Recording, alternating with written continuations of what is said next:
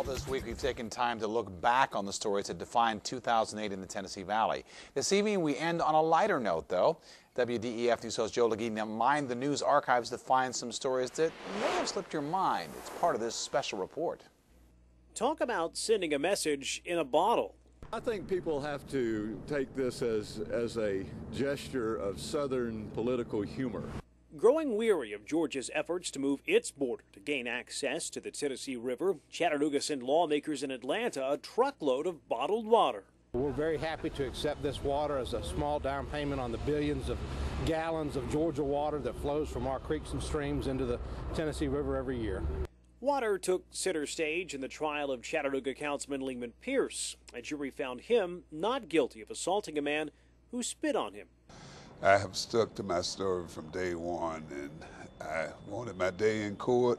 Hamilton County School Board member Janice Boydston found herself in the court system on charges of shoplifting, $34 in health and beauty products, while County Commissioner Fred Skillern dealt with harassment from a constituent. It was said that they needed to die and be hung in front of the courthouse for their actions. Chattanooga's version of Spider-Man lost his superpowers in 2008. Police charged John Woodburn on charges of holding up several businesses masked as the web slinger. Years ago, we had a guy that wore a Santa Claus suit to rob a bank. You know, it's just not very often that we get those kind of things. 2008 generated national exposure for some locals. Flintstone native Ashley Harkleroad graced the cover of Playboy, and newlyweds Kyle and Geneva Pack of Copper Hill appeared on My Big Redneck Wedding. I want to let everybody know that I've shot way bigger gun than that little pink gun.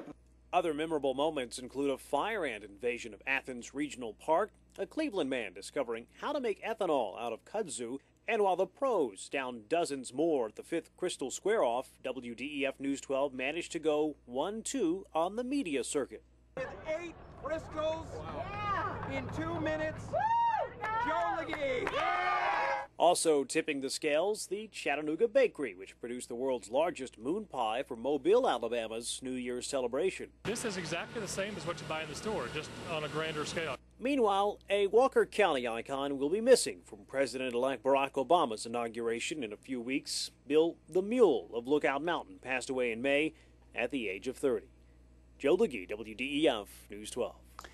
And now it's your turn to sound off on 2008. We've posted a poll at WDEF.com asking which story you remember the most. Now, the stories that have received the most votes so far include the arrest and conviction of Billy Long, Volkswagen's choice of Chattanooga for its U.S. auto plant, and the $4 a gallon gas prices back in September. Well, you can add your own choice in the comments section if you recall something even more memorable.